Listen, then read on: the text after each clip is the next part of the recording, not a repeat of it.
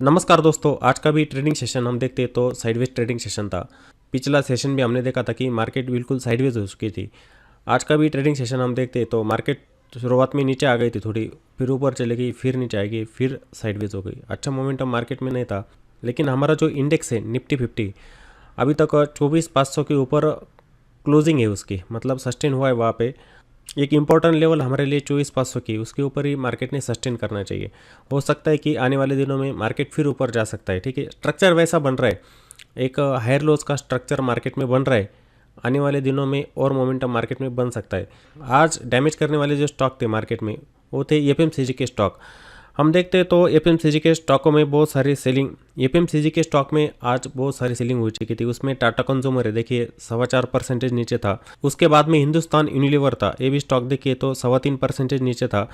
उसके बाद में ब्रिटानिया में भी सेलिंग हुई थी आज के दिन, मतलब ये भी स्टॉक देखेंगे हम तो तकरीबन 1.5% नीचे था। उसके बाद में नेस्ले भी टूटा था 2.25%।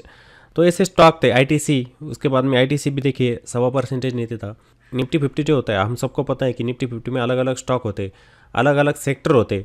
इन सब का इम्पैक्ट तो मार्केट के ऊपर पड़ेगा ही, मार्केट तो नीचे आई गया है कि रिलायंस का भी सपोर्ट नहीं था। एक्सिस बैंक भी देखेंगे हम तो एक्सिस बैंक में नीचे थी। उसके बाद में टाटा मोटर टॉप गेनर में हम देखते हैं तो विप्रो स्टॉक था आईटी का। उसके बाद में एल&टी 2% ऊपर था। उसके बाद में एसबीआई लाइफ इंश्योरेंस तकरीबन 1.5% ऊपर था।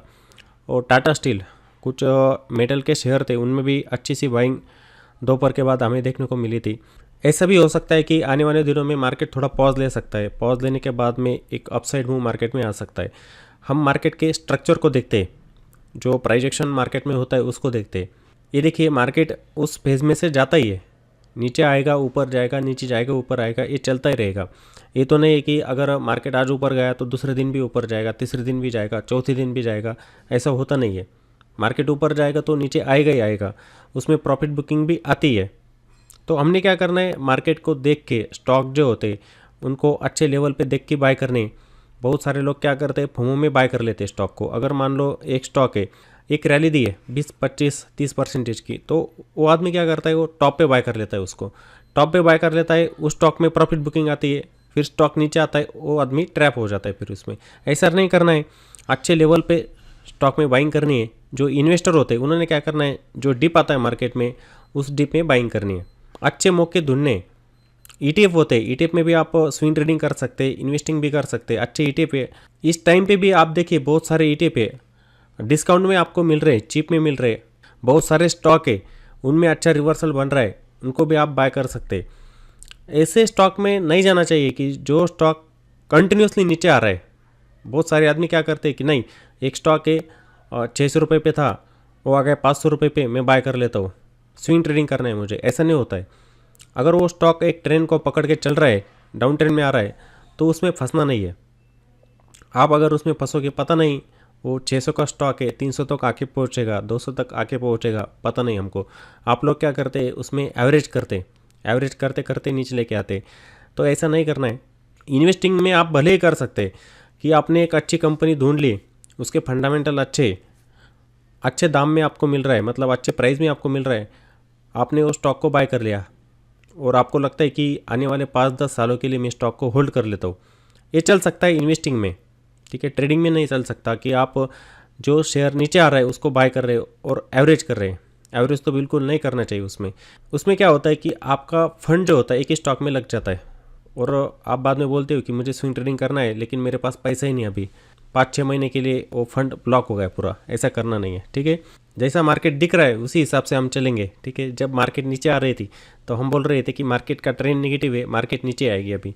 अभी मार्केट का स्ट्रक्चर हमें चेंज होते हुए दिख रहा है, तो हम बोलेंगे कि मार्केट ऊपर ही जा रही है, बुलिश है मार्केट। हो सकता है कि रेंज बाउंड हो जाए, फिर एक अपमूव मार्केट में आ जाए, ठीक है। तो मार्केट को अच्छी तरह से समझ लीजिए, मार्केट का स्टडी कीजिए, फिर उसमें ट्रेडिंग और इन्वेस्टिंग कीजिए, ठीक है। रैंडम काम मत कीजिए। बहुत सारे लोग रैंडम काम कर रहे हैं। जो सेबी के आंकड़े आते हैं उसमें सेबी यही बताते हैं कि 90% लोग लॉस में शेयर मार्केट में क्यों है। हम स्टडी नहीं करते स्टॉक मार्केट का, ऑप्शन ट्रेडिंग करते हैं ज़्यादा, इंट्राडे करते हैं। इंट्राडे तो करना ही नहीं चाहिए।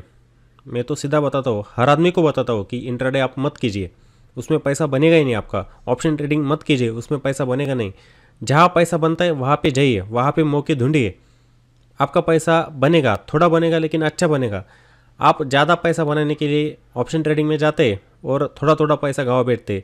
वो थोड़ा थोड़ा पैसा होता है, एक दिन में बहुत बड़ा बन जाता है। मेरे पास भी बहुत सारे लोग आए, 15 लाख, 20 लाख, किसी किसी का 25 लाख ऐसा लॉस उन्होंने ऑप्शन ट्रेडिंग में किया है। अगर वही फंड उन्होंने अच्छे अच्छे स्टॉकों में डाल दिया होता, ईटीएफ में इन्वेस्ट किया होता, ईटीएफ और इक्विटी में भी वो पैसा डाल देते, तो आज पैसा उनका बड़ा होता। 15-20 लाख से 30 लाख तक पहुंच जाता पिछले 3-4 सालों में। लेकिन उन्होंने ऐसा किया नहीं।